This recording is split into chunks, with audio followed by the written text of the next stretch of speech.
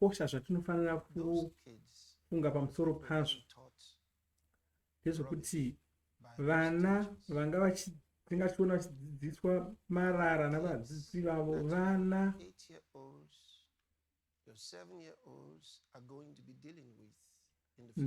ndo vana vachange vari kuzosangana nevana vako vechidoko. Saka zvina basa kuti zviri kudzidziswa kuchikoro kwako here kana kubodo. Zvinogona kunge zvisati zvasvika kunyika kwenyu, asi vana ivavo vakatodzidziswa zvinhu izvozvo.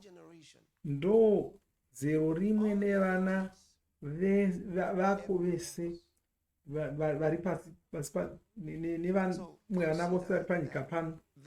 Saka timbofunga kuti izvozvo zvinoreva kuti vana vedu vechidiki ava vachange vachisangana nevana varinga vachidzidziswa chingochani neine zvose izvo.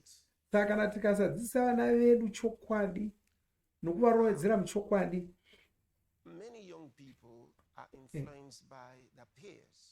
vana vechidiki vazhinji vanotungamirirwa neshamwari dzavo kwete navabereki vavo. Pavanoenda kuzvikoro zvikuru vanenge vachinyanya kuda kutoredzera kushamwari dzavo, havatoredzeri kuvabereki vavo.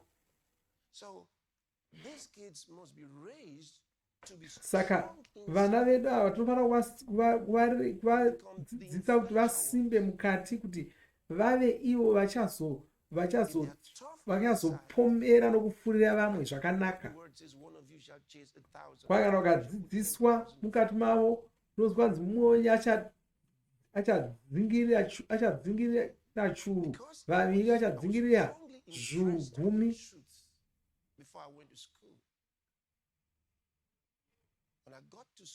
Ini pandakazoenda kuchikoro ndadzidziswa shoko raMwari. Pandakazosvika kuchikoro ndini ndakanga ndakupomera vamwe zvinhu zvakanaka, nokuti ndakanga ndarovedzerwa chaizvo. Izvo zvakakosha.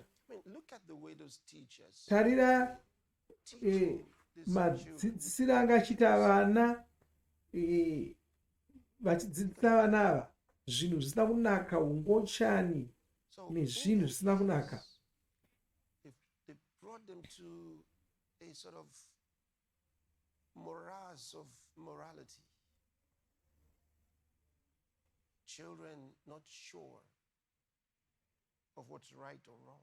Saka vadzidzisi vava kuita kuti vana vasaziva kuti zvakanaka nezvakashata ndezvipi. Vana ava vanenge vava kuti tine zvatakanzwa kuna vabereki vedu, asi vadzidzisi vedu vava kutiudza zvimwe zvinhu. Saka vanenge vavhiringika zvino.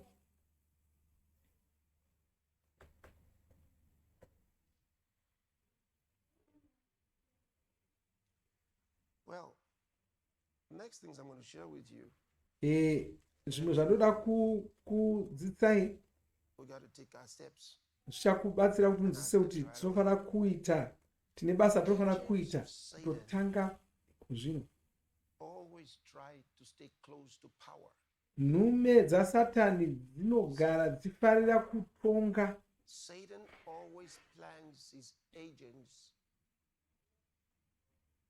Nguva dzose Satani unoisa nhume dzake munzvimbo dzokutonga. Kana akasaita kuti nhume dzake idzo dzinotonga, achaita kuti dzinge dziri idzo dzinofurira vatongi.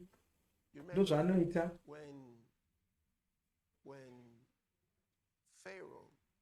Farao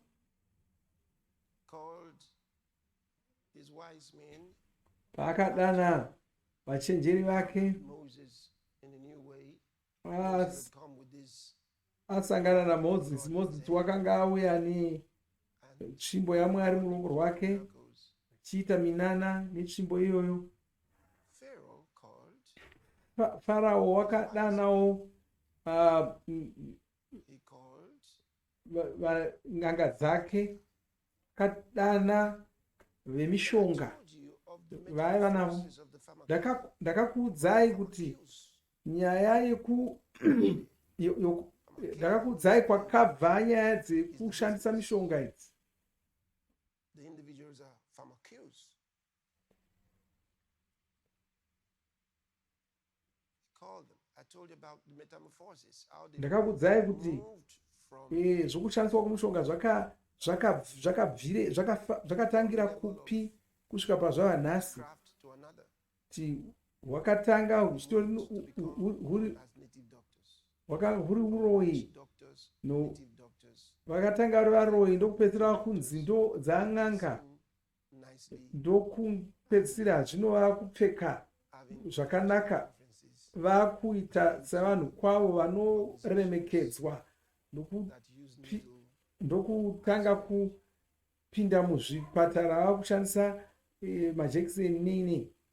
So Asi dzichingoridzo to declare vachingorivo varoyi vekare, ndo the same vakazopedzisira vakushandisazve nhomba. they've always vanhu tried to then pose ipapapo notice vanhu avo waingovaona they called the wise men, they vari- called the pharmakia. vari pedo navatongi. Called them wise men. Who are the wise men?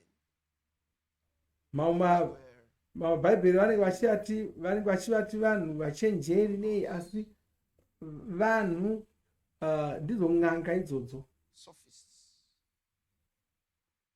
intelligentsia. They are supposed to know.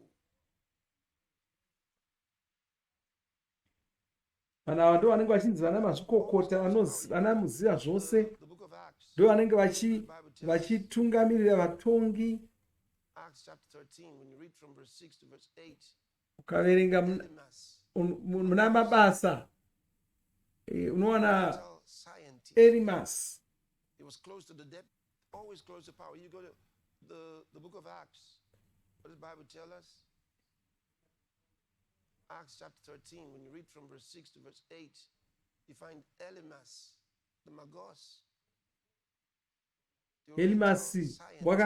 wakanga ari He was close to the depth. mazvikokota, anga ari muzivi, wanga ari achishanda pamwe chete nomutedzero womutungamiriri And he weguta. sought to turn him away from hearing Elimasi the uyu wakatotsvaka kuti mutedzero womutungamiriri asanzwa shoko roruponeso. These are always haters of God. Saka They vanhu hate ivavava God. nguva dzose vanhu vanovenga Mwari, No, kwete nokuti vanoziva Mwari, that word nemhaka yekuti Satani ndiye ari kushanda maari.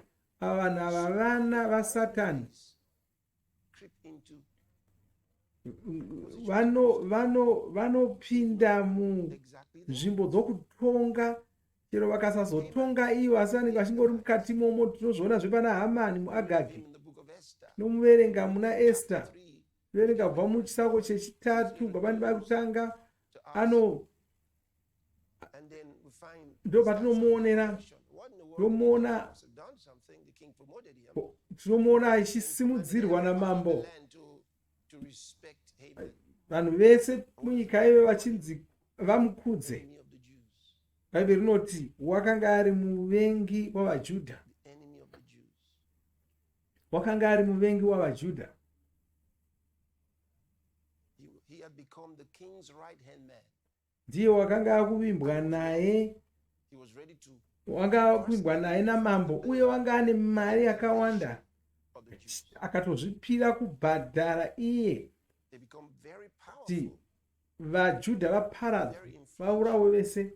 Ndiye wakanga ane masimba akawanda munyika imomo, achireva nhema. There's no truth in them. Vanhu ivava nguva dzose vanoreva nhema, havana chokwadi mavari. 3 verse 8 Ngaitinde kuna Esteri says, yetatu ndima yesere. King Ahasuerus, Hamani akati kuna mambo Ahishiferosi, rumwe rudzi rwavanhu ruriko rwakapararira nokutekeshera pakati pavanhu pamativi ose enyika dzoushe hwenyu. laws, Mirau yavo yakasiyana all people, neyavamwe vanhu, neither havachengeti mirau yamambo.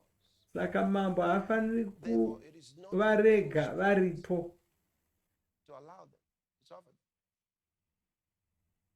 What did they do wrong? Ko vaJudha vanga varesvei? They don't keep the king's laws. kwai havachengeti mitemo yamambo. You, amen. Mambo mutemo wacho waitaurwa naHamani wanga uri wokugwadamira Hamani. Ndo zvaivenga izvo kuti vanhu ava handigwadamiri, Whole nation. uye harusi rudzi rwose rwanga rusingamugwadamiri. Munhu mumwe chete wakanga aregera For me, in kumugwadamira Modhekai. with Mordecai. Says, Kai akanga azvidza akati, the Jews. handichangomiri naModhekai chete, ndaakuparadza rudzi rwake rwose rwavaJudha. So you see, he had to come up with something, a Kaunona, reason for the annihilation. wakafanira kutsvaka chikonzero chokuparadza vaJudha. Ndo zvavanoita vanhu ivava. Vanouya voti vanhu vaya vanoita ruzha, Something against you. vanotsvaka chokunenera, kunzi havateri mitemo, That havaiti izvo, havaiti izvo. the authorities Votsvaka kuti vatungamiriri varwise vaKristu. the person in power Dzimwe nguva unoona kuti munhu akachitotonga akatori muKristu, Christian governor, kuda Christian president or prime minister who found himself taking a stand against God's church. mutungamiriri wavo ndozopedzisira kurwisa sangano ravatsvene vaMwari. Zvinhu takasitomboona zvichiitika izvozvo. So they often find themselves come close to power. Saka nhume dzasatani idzi dzinowanzotambira kutamba navatungamiriri navatongi. Others who creep in there Kwozoitawo vamwe vanosenerera. Satani unoshandisawo ivavo, they have a vanenge vaine zvakawanda zvavanoda kuita, vachishereketa chaizvo for their actions. They're ambitious. vanenge vachishereketa chaizvo, Have a passionate desire for something. kureva kuti vane zvavanovavarira kuita, zvavanoda kuita chakanaka kana chakaipa. Sometimes it's in revenge. Munguva vane wanoda kutsiva I remind you kana of kusvotesa. Zvotirangarira pamusoro paAitoferi. Aitoferi ndo rakanga riri chipangamazano chamambo. destroy the king. Zvino wanga akwenda achinotengesa mambo nokuti wanga agumbukira mambo. Tinoona Judas Iskariyoti ndiye mumwe waishereketawo yeyu, Disciple. wanga ari mudzidzi waJesu, ari pedo nomutungamiriri. Mumwezve Absalomu mwanakomana waDhavhidhi wakanga ane shungu dzokuda kuita mambo, ndokuenda pasoro ramambo achivagamuchira, vachiuya kuna mambo achivazva kuti ndogona kubatsirai, chiregai kuenda kuna mambo. Of the children. Bhaibheri rinoti kwanzi vana vaIsraeri vakapedzisira vakutomufarira kudarika Dhavhidhi. Wakanga achiita izvi achirwisana nababa vake, achirwisana nababa vake. It was Absalom. Absalomu ndiye wakaita izvozvo. You know, you talk about children from hell. Unotaura pamusoro pevana vakabva kugomba romoto. Absalomu ndiye mumwe wevana vakadaro. But the church, you see, here's where we come in. Asi vatsvene We have to realize ndo God doesn't want us tofanira kuziva kuti Mwari havadi kuti tinge takangonyarara, to be. patinofanira kunge tiri kuita zvimwe zvinhu. So what can we do? Kuda kukati toita chii? Advocacies on the one hand, Tinogona we hedu have to learn to kurwira zvatinenge tichida zvacho. strategize. Tofanira kuronga kuti tigone kurwira nekutaura zvatinenge tisingafariri. Organizations for advocacy. Kwai unofanira kutanga masangano okurwira zvinhu zvakakosha kwatiri, chiti ndinorwira chiKristu, ndokurwira kunamata Mwari. Unogona kunyoresa sangano rokurwira vana vechidoko, jekesa zvauri kuda kuita zvacho. Advocacy. Unofanira kugona kurwira chiKristu. Ndo zvatofanira kuita, tofanira kurwira chiKristu zviri pachena. Toita mapoka akawanda anorwira izvozvo. Don't wait for the lawyers. You can hire the lawyers to do the Some- fight in the court for you. usamirira But you got to get started about something. magweta You have to unogona realize kubhadhara magweta kuti akubatsirei mate, asi ufanira kuziva kuti pane zvinofanira kuitwa.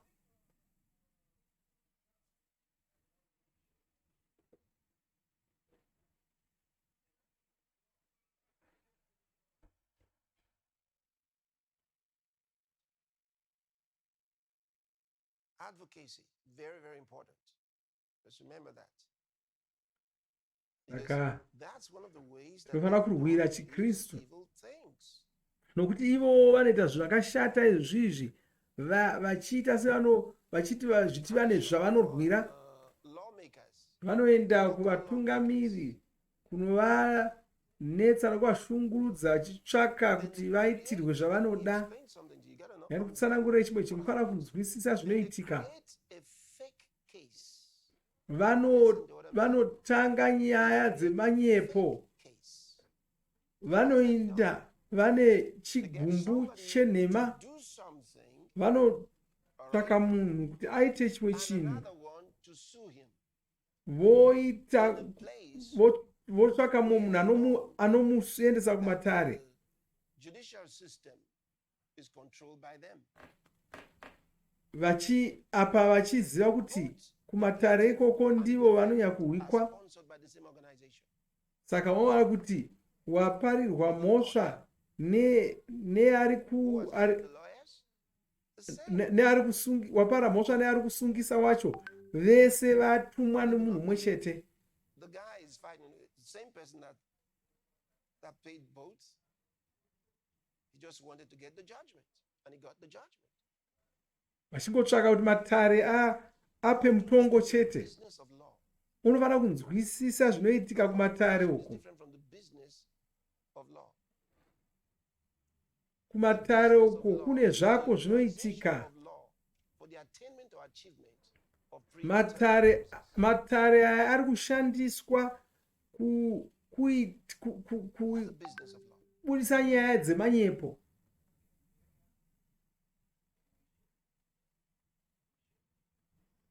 I'm trying to save. Sometimes I have all these words that come to me. I remember my translators. Ndikurangarira vaturikiri vangu, saka mashoko andindoda kutaura ndinombovarega kuvataura, angavaomera kuturikira. Anyway, so that's an important thing to consider what I just brought to you. Zvandakuudza izvi zvakakosha muzvirangarire. And we should be. This is Tinogona our wisdom cannot be resisted. kumhanya tichirwira. Tine njere dzakawanda hatigoni kukurirwa. Imi vana magweta Rise up. munofanira kumuka. Tinokudai pabasa iri. Ndonguva yacho iyi. It's about time. Ndonguva yacho. There's business out there. There's a war. Pane zvikuru zvatofanira kuita, pane About time. hondo iri kunzoko. And God's going to make you speak with such wisdom that Mwari vachaita kuti ugone kutaura zvokuti hapana angakupwisa. so God needs people. Mwari vari kutsvaka vanhu vokushandisa. Who will go into advocacy, Kune vakawanda venyu try to make speeches. vachafanira kurwira zvinhu izvi. The wisdom of God would fill your mouth. Si mazano aMwari uchagona kutaura mazano aMwari zvokuti hapana anenge achigona kukumirisa newakakupwisa. Christ is made unto us wisdom from God. Ponesi ndo uchenjeri hwedu, irino izuva redu. God's just waiting for us Mwari vakangomirira kuti tisimuke and get into office. tibve tatanga kuita basa ratinotarisirwa kuti tinge tichiita. Then, on the spiritual part of Asi it, izvi ndo zvatoda kuti tinge tichiita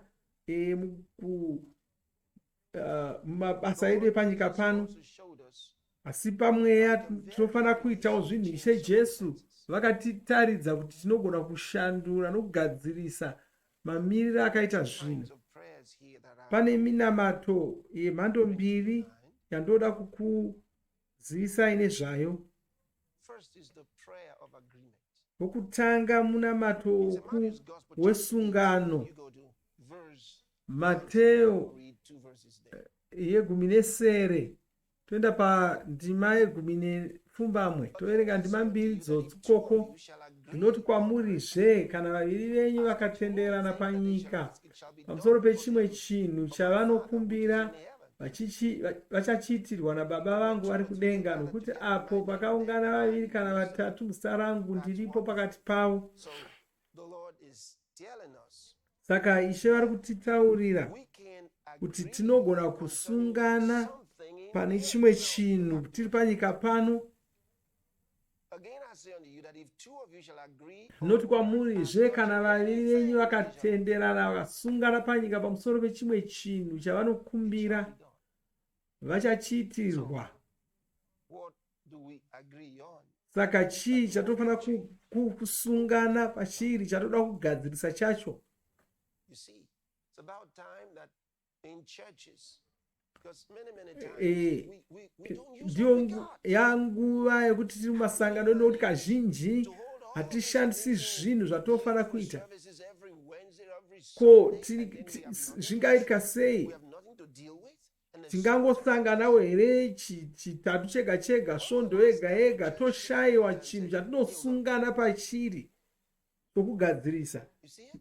Takapedzisira rini kusangana tosungana toti ngatigadzirisa izvi? Saka vafudzi And more vanofanira kuchangamuka, vazive kuti vari pahondo.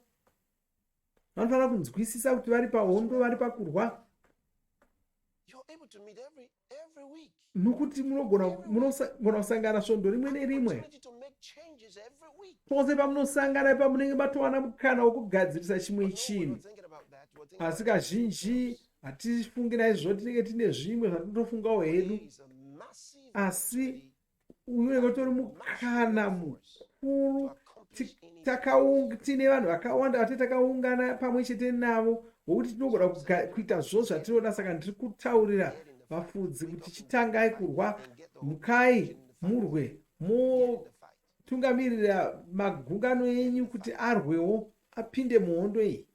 You say one big bruise for the devil. Moti svondo rega rega, moronga kuti svondo rega rega muchasakadza Satani. Saka paunenge uchironga Dealing with shumiro yako, rongazve kuti chii chamunoda kuti pamunosangana ipapo munamate muchigadzirisa. Hazvimbokutoreri nguva izvozvo. so that's number one. Saka ndochekutanga ichocho. We're talking about how long does it take. Tiri kutaura kuti There are some things zvinotora nguva yakadii kuti zvigadzirisike. importunity Pane zvimwe zvinhu zvinoda kuti tirambe takangosimbirira requires to pazviri. be importunate. That means shamelessly persistent. Noda kuti tirambe takangosimbirira tisinganyari. You are not shy to ask. Haufaniri kunyara Persist in kukumbira your asking. nokuramba uchingokumbira kusvika wapiwa. That's what it is to be importunate.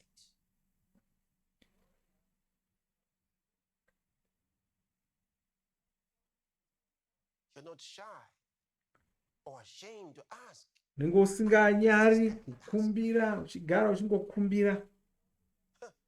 Look, when, like they say, when push comes to shove, you see, when Sekutaura kwavanoita achiti kana zvaminya you will cast away all tinombosiya zvose and you're gonna zvokuda kuzvifunga tokwinya, and I'm saying torwa hondo yacho, todzifambira nyaya dzacho. such situations. Titori nezvinhu zvokugadzirisa, How to do what you got to do. asi iwe unofanira kuita basa rako. To you from the Bible. Ngandikuverengere kubva mubhaibheri. First, I'm reading from St. Luke's Gospel, chapter 11, from verse Ruka ye 11 chete ndima 5 akati kwavari, ndiJesu akanga ari kutaura, ndianiko kwamuri ungava neshamwari? Akaenda kwaari pakati pousiku akati kwaari, shamwari, ndiposewo zvingwa 3, nokuti shamwari yangu iri parwendo yakasvika kwandiri, zvino handina chandingamupakurira. Ari mukati akapindura akati, usandinetsa, mukova watopfigwa navana vangu vava neni panhoo, handingamuki ndikakupa. Oh Lord, I just noticed. Thank you, Lord. Clearly, Agdeonsko Oshivlates. Latemore cora gastro estremejigi balaconde. Lepra cadila seregendo mart kestime globosi grande. Let's go back. Hallelujah.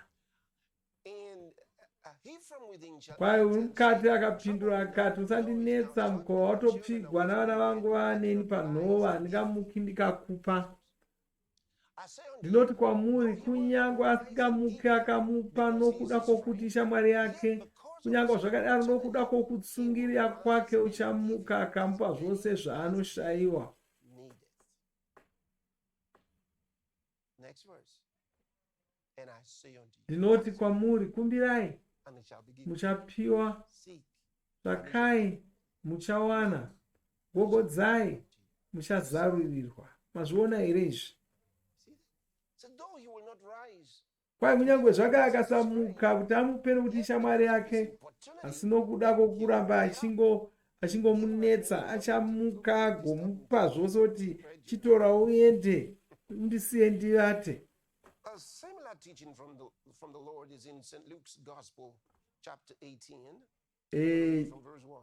Jesu anodzidzisa zvekare zvimwe chete izvozvo muna Luka 10:7 pandima yekutanga. Zvino wakavaudza mufananidzo wokuti vanofanira kunyengetera nguva dzose vasingashayi mwoyo. Akati mune rimwe guta makanga muno mumwe mutongi wakanga asingachimwari kana kuva nehanya nomunhu. Zvino kwakanga kune chirikadzi muguta iro. Just to make it a little simpler in the language. Yeah. Then Jesus told his disciples a parable to show them that they should always pray and not give up. He said, in a certain town, there was a judge who neither feared God nor cared about men. And there was a widow in that town who kept coming to him with the plea, grant Kwaye me zvino kwakanga justice kune against chirikadzi my muguta adversary. iro yairamba ichiuya kwaari ichiti, ndiruramisirewo kumuvengi wangu. Iye akamboramba nguva, asi pashure akati mumwoyo make, kunyange ndisingachimwari kana kuva nehanya nemunhu, iyi chirikadzi zvainonditambudza ndichairuramisira kuti irege kuzouya pashure indirove kumeso. And the Lord said, Ishe vakati, inzwai zvinorehwa nomutongi asi akarurama. did you see that? Mazviona here? God called him an unjust judge. She vakati mutongi wakanga asina kururama. Anovaziva. What the unjust Kwaiteererai zvinotaurwa nemutongi asina kururama. God bring about justice for his chosen ones who cry Ko out. zvino Mwari havangaruramisiri vakasanangurwa vake vanodaidzira kwaari usiku namasikati, kunyange achinonoka pamusoro pavo here? Ndinoti kwamuri, uchakurumidza kuvaruramisira, asi kunyange zvakadero mwanakomana womunhu kana achisvika uchawana kutenda panyika here? Nokuti havadi kuti ungonamata zuva rimwe nerimwe uchingonyengetera chimwe chinhu chimwe chete, She kept wearing out the judge. chingoti Jesus says, hey, remember, you got to act by faith. saka Jesu ari kuti unofanira kunamata semunhu anovimba naMwari. Kana kuti saka kana mwanakomana womunhu achiuya uchawana muchivimba naMwari here? Teachings show you Dzidziso mbiri idzi dzinokutaridza kuti unogona kuramba wakasimbirira pane chimwe chinhu. the answer doesn't come on Monday. Kana ukasadavirwa musi womuvhuro, musi wechipiri Press further on ramba wakangosimbirira. Tuesday. Press Ukasaiwana musi wechipiri, chitatu chiri kuuya, china chiri kuuya, unoramba uchingosimbirira. on Friday. Uchingoenda chishanu, uchingoramba uchingosimbirira kusvika musi wesvondo. Start the next week. Svondo yese yapera usina kuwana, pinda musvondo rechipiri, nokuti uchazviwana chete. See, make up your mind, you're going to get it. You're going to get it. zviudze kuti uchawana zvauri kuda chete. Hazvikoni. You go for it. You press. Unoramba wakasimbirira uchitsvaka zvinhu izvozvo. So he's shown us that we Saka vakatitaridza kuti tinogona determine the circumstances of our lives. tinogona kuronga mamiriro ezvinhu muupenyu hwedu. And here's another beautiful one. Ichinoi chimwe zvechidzidzo. Hebrews chapter 13 and verse number 15. VaHebheru yegumi Something beautiful. nenhatu. Hebrews chapter 13 verse 15. Ndima yegumi neshanu. By him therefore let us Naizvozvo ngatirambe tichibayira Mwari naye chibayiro chokumurumbidza, icho chibereko chemiromo inopupurira zita rake. offer the sacrifice of praise to God continually. Tipe zvibayiro zvokurumbidza Mwari, tigare tichingobayira zvibayiro izvozvo. A continual life Izvozvo zvinoita kuti victory. tigare tichingokunda muupenyu hwedu. And we don't change that when circumstances change. Hatishanduki nokuti zvinhu zvashanduka zvikaenda nerimwe divi. Therefore, let us offer the sacrifice of praise Kwai to God naizvozvo ngatirambe tichibayira Mwari naye chibayiro chokumurumbidza. continually. Saka nguva imwe neimwe tofanira kunge tichirumbidza Mwari, tivapa chibayiro Paul chokuvarumbidza. understood that. Pauro wainzwisisa izvozvo, ndiye akanyora mashoko aya. Aizvinzwisisa kudarika kudzidziswa kwazvingaitwa navanhu, zvokuti Of the book of Acts. muna mabasa egumi nenhanhatu, When it was praise time, pavakanga vari kurumbidza Mwari, turned out he was in prison. nguva yekurumbidza yakauya muchizarira, There with brother Silas. arimomo namukoma Now Sirasi. you go to verse 25. Ngaitione pandima ye25. And at midnight, Kwai zvino panenge pakati pousiku, Pauro naSirasi vakanga vachinyengetera nokuimbira Mwari no nziyo. matter that they were in prison, Vakanga vari muchizarira, stocks, vakasungwa makumbo avo, vakasungirirwa makumbo avo pamatanda, asi havana kuita hanya nazvo, vanga vari kuzorumbidza Mwari. the next Ndinofarira zvatinoverenga zvakazoitika zvacho. heard them. Kwai vakanga vakasungwa vakavateerera. They were not prisoners. Hazvina kunzi vamwe vasungwa vakavanzwa, zvinonzi kwai vasungwa vakavanzwa, kureva kuti ivo vanga vasingazvitori savasungwa. You are Kana una Ishe hazvina basa, kana una Ishe hazvina basa kuti uri pai, unenge uchingori munhu akasungunuka chete. to us and said the prisoners heard them. The others were Kwai vasungwa Paul, vakazvinzwa. Silas were not Pauro naSirasi vakanga vasiri in vasungwa, prison, but they were not prisoners. vakanga vari muchizarira asi vasiri vasungwa. Thank you, Lord. Glory to God. At midnight, Pakati pousiku ndopazvakaitika, they prayed. vakanamata vachiimba dzimbo dzokurumbidza Mwari. It didn't end there. It didn't end there. Hazvina kugumira ipapo. Look at the next verse. And Mainotevera yacho, there was a pakarepo kudengenyeka kwenyika kukuru kukavapo, naizvozvo nheyo dzeimba dzikazungunuswa. and immediately all the doors Pakarepo mukova yose yeimba ikazarurwa, nemisungo yavose ikasungunuka, they changed vakasungunurwa vose. the circumstances. Vakagadzirisa dambudziko ravakanga vawira, njodzi yavakanga yavawira, vakaigadzirisa nezvibayiro zvavo zvokurumbidza Mwari. Vanga vari kuzorumbidza Mwari chete, vanga vari muchizarira vakasungwa, asi vakanga vasiri kuzorega kurumbidza Mwari. A life of continual victory. Karamba vakaita upenyu hwokugara vachingokunda, chikunda zvinhu zvose nguva dzose. Chapter 2. Tsamba yechipiri kuvakorinde chitsauko chechipiri, Now thanks be unto ndima yegumi, which sometimes asi Mwari ngavongwe notikundisa nguva dzose muna muponesi. Kwai unotikundisa nguva dzose. Haleluya. that means he makes it happen. kureva kuti He Mwari ndo vanoita kuti tikunde kudaro, orchestrates it. ndo vanoronga Look at it. kuti He tikunde. causes us to triumph Kwai vanoronga kuti tikunde, in vanoitikundisa Christ and makes manifest the Vachi- savor of his knowledge by us. vachiratidza nesu kwose kwose hwema hwokuziva kwake. He makes manifest. Let's read it to you from the Amplified Translation.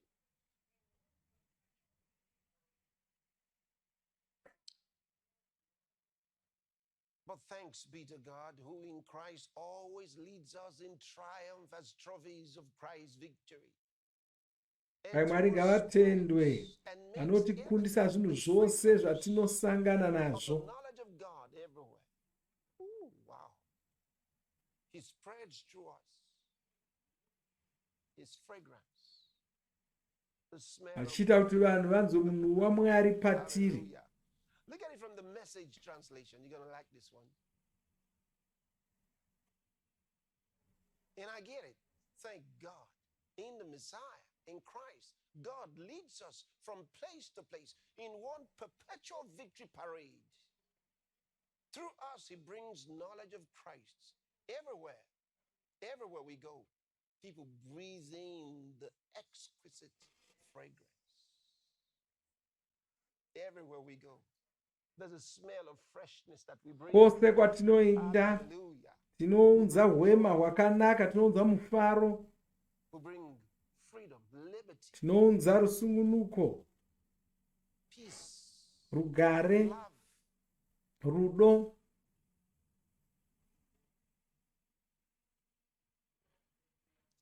Thank you, Lord. Thank you, Lord. We're going to use what we got. Saka tichashandisa zvatinazvo, tine simba, Power in the name of the tine Lord simba Jesus Christ. muzita He leads raIshe us in a perpetual Jesu victory muponesi. parade.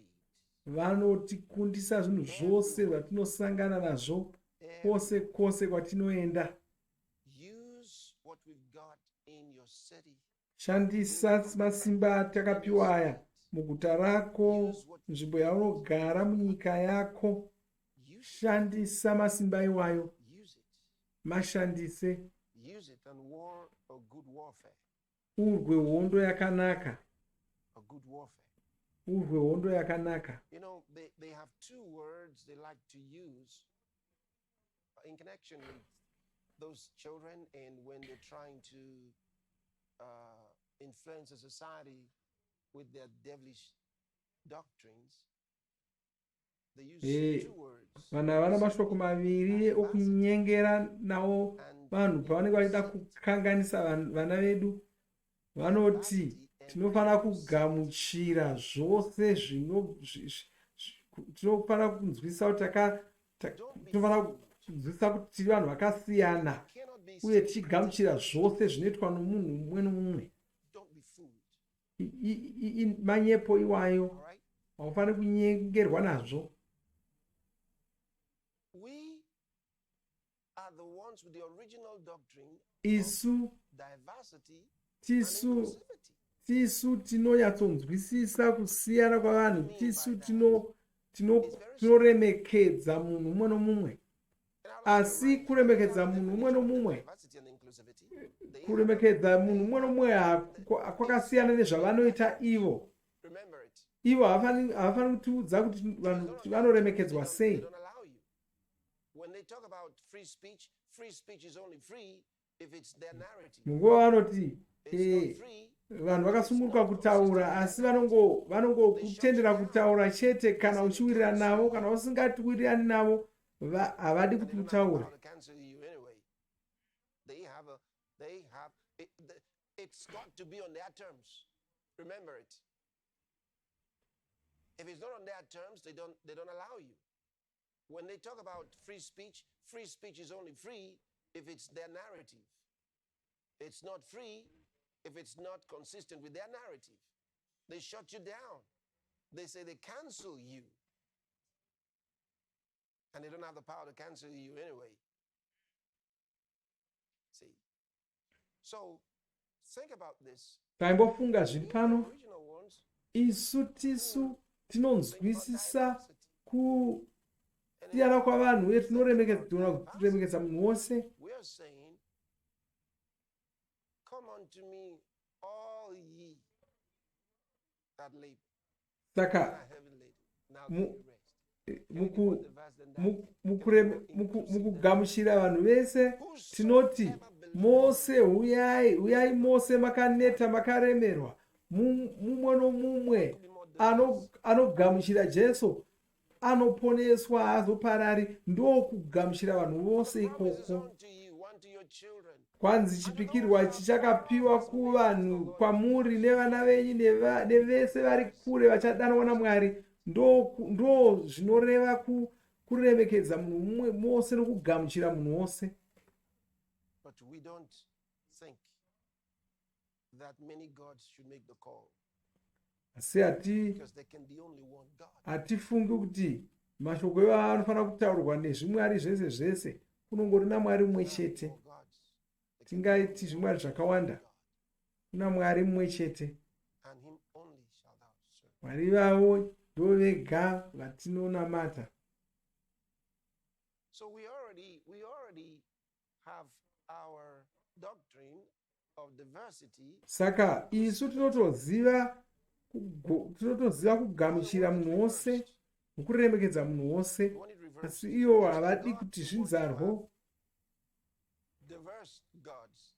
Chavanoda kuti uyai mose zvimwari zvose zvinonzi zviriko, uye zvimwari zvose zvingori mweya china chete. Ndiyo vanoda kuti uyai mose. Isu tinoti kuvanhu uyai mose, vanoda kuti kuzvimwari zvose zvese uyai mose. Because the heavenly pantheon is God and his family, those of us who believe in him. Munongori naMwari mumwe chete, uye muboka revaMwari umu munongori naMwari nevana vake. Tisu takagamuchirwa muboka revaMwari irori. That's what the Bible says. Ndozvinotaurwa neBhaibheri izvozvo.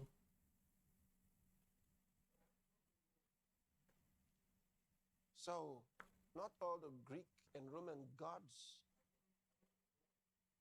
and the Saka. African gods and the Chinese gods Hatidi kukokera zvimwari zvose zvomuAfrica, zvokuChina, zvokuEurope, Rome, Giriki, zvose. There's only one God. Kunongori naMwari vamwe chete. Now they don't like that. Ivo havadi kunzwa izvozvo. Say it's not right. to Vanoti say hazvina there's only kunaka one kuti God. kuna Mwari mumwe It's chete. very simple. Tinogona Since vataridza. none of us can see God with our optical eyes, it just Sezvo means that we prove pasina wedu anogona kuona Mwari his name. Let's see which one answers. nemeso. Saka tinogona vataridza. Answer, he's not God. If he answers, Mumwe nomumwe ngaadane Mwari wake nezita. Anenge adavira ndiye Mwari chaiye.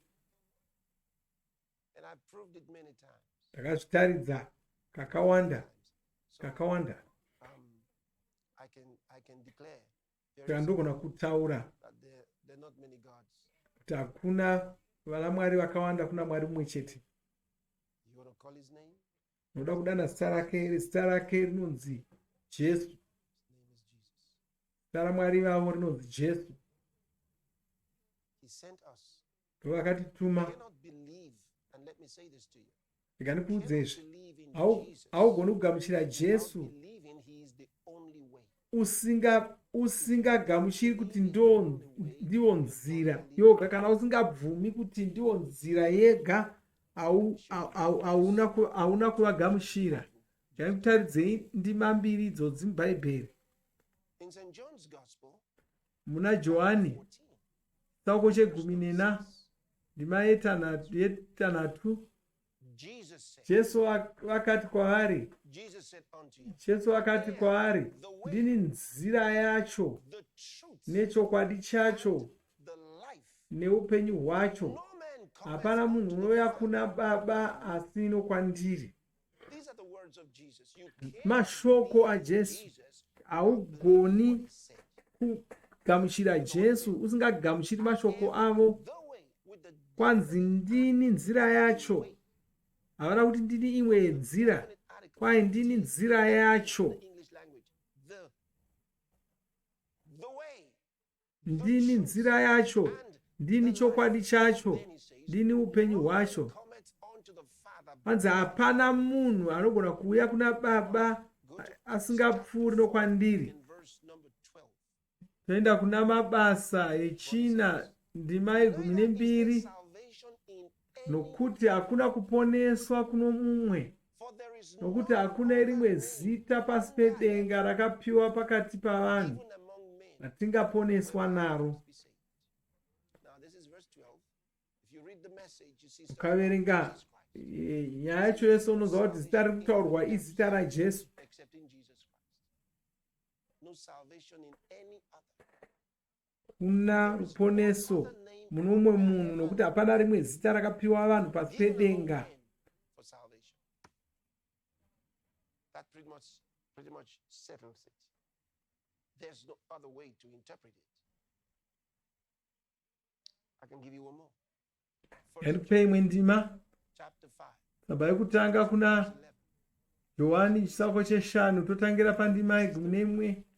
Pupura ndiko kuti Mwari wakatipa upenyu husingaperi, This life. zvino upenyu uhu huri mumwanakomana wake. Again talking about Jesus. Taura pamusoro He that paJesu. hath the Son, Kwa uno mwanakomana uno upenyu, he that hath not na the Son mwanakomana waMwari haana upenyu. hath not life. The Son of God. Mwanakomana waMwari ndakakuverengerai nezuro. Verse 62. Let's read. Matiyo yemakumi maviri Arose and said unto him, yemakumi maviri Answerest thou nothing? nenhanhatu What is it which ndima is against thee? But Jesus held his peace, and the high priest answered and said unto him, I adjure thee by the living God, that thou tell us Jesu whether thou be the Christ, the Son of God. kwai ndinokupikisana Mwari mupenyu kuti utiudze kana uri Kristu mwanakomana waMwari.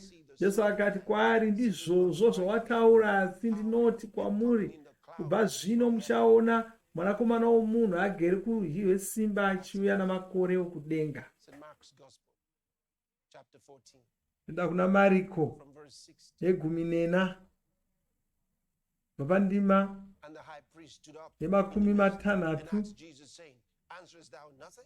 Zvino mupiri mukuru akasimuka pakati pavo akabvunza Jesu akati, haupindiri chinhu here? Chinyi ichi chaonopomerwa? Asi iye wakaramba anyerere asingamupinduri chinhu. Mupiri mukuru akamubvunzazve akati kwaari, ndiwe Kristu mwanakomana wounokudzwa here?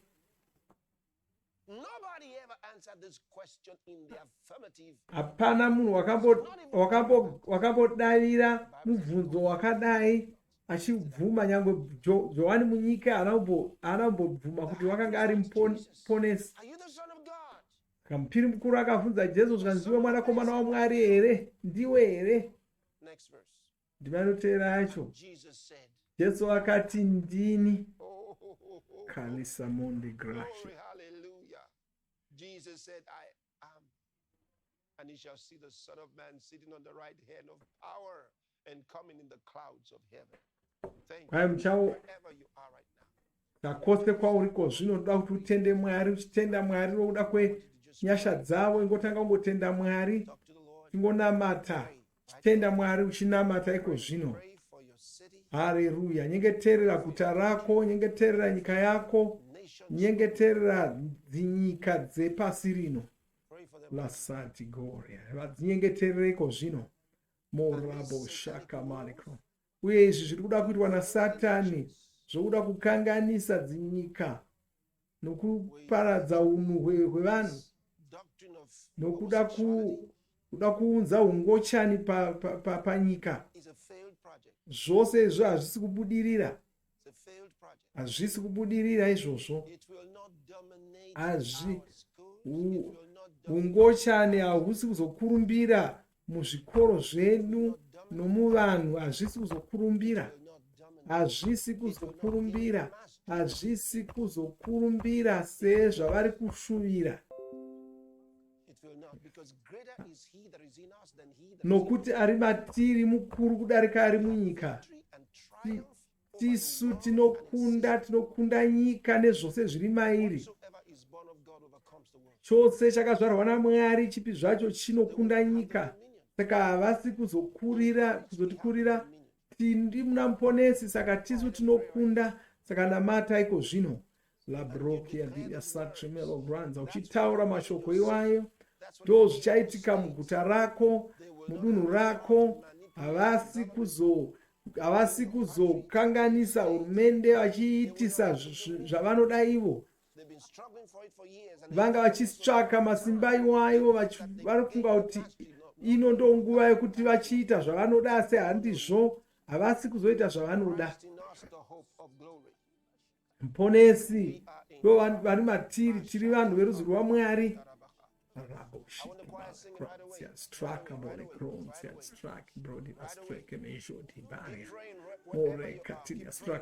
Namata kwose kwauri, namata vaimbi vachitiimbira. Libraco dello strami jalagansia, la tremegoria dilia strakia bragonde, la trakia baronde gazilia catemendo, la pracoti la streme gidibande gozilia cartmelo strami gabian, morreke palicronsia, morreke malicransia, morreke baligransia, morreke rote galestro moria gans